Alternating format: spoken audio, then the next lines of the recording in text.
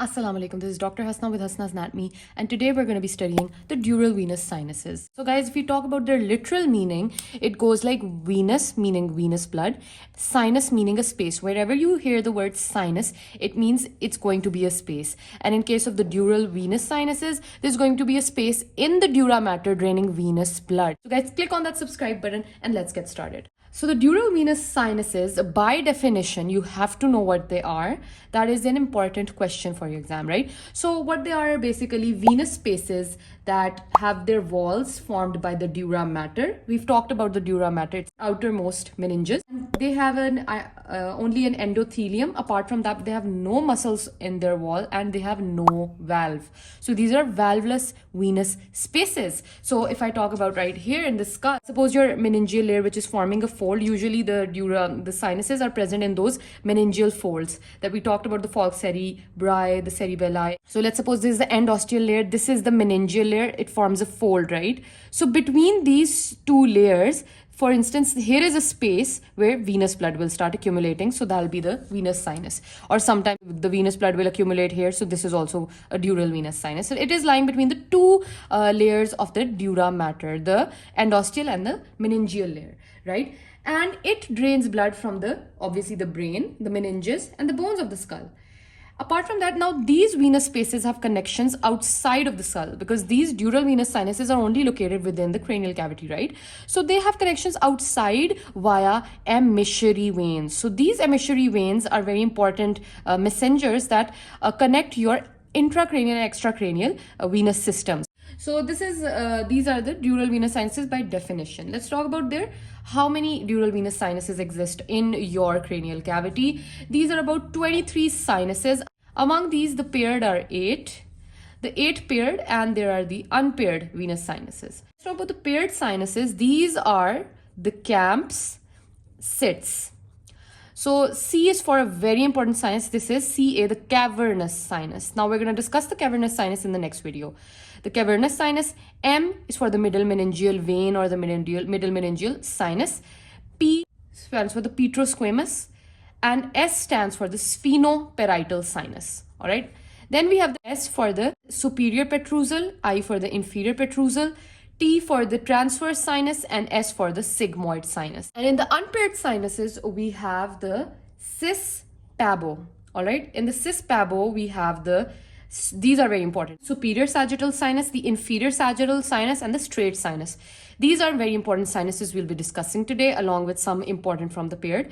And then we have posterior intercavernous sinus, anterior intercavernous sinus, the basilar plexus of veins, and finally the occipital sinus. So obviously there are a lot, but we're going to discuss only the ones that are very important for you. So let's talk about the first sinus. It is known as the superior sagittal sinus. So the story starts from the superior sagittal sinus.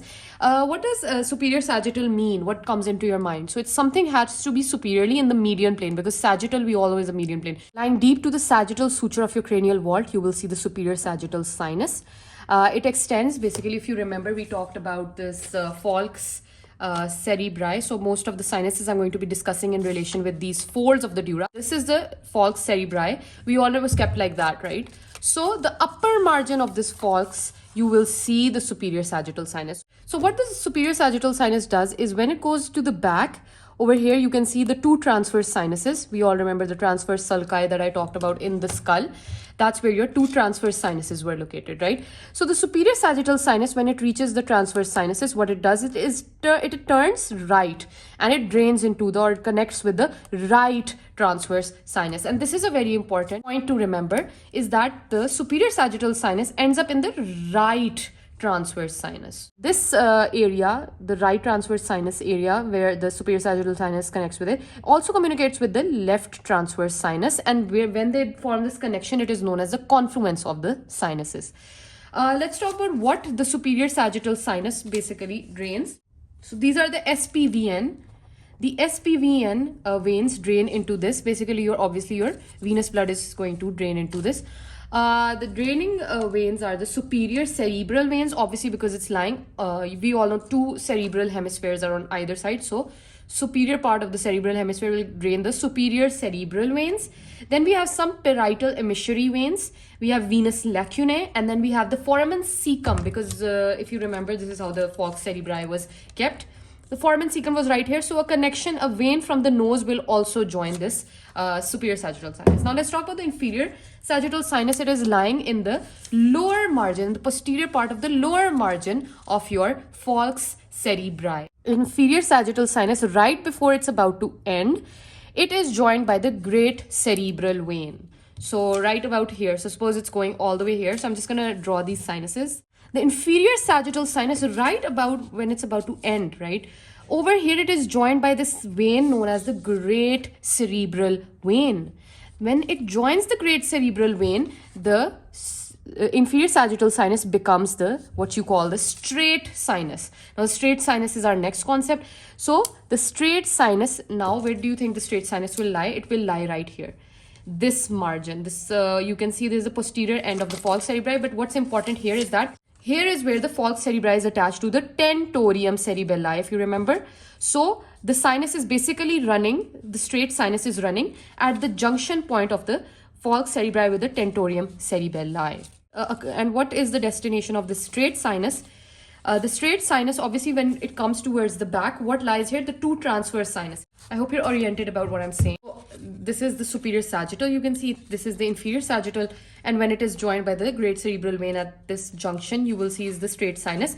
And when the straight sinus goes back, you can see it is quite obvious that it becomes the two transverse sinuses that lie on either side in the posterior cranial fossa of the skull. Straight sinus joins the left transverse sinus. This is important because the right transverse sinus was joined by what? The superior sagittal sinus, right? So it joins this transverse sinus. With that, we'll start the discussion of the two transverse sinuses. Now, the transverse sinuses are two in number. They are located in the two transverse sulci.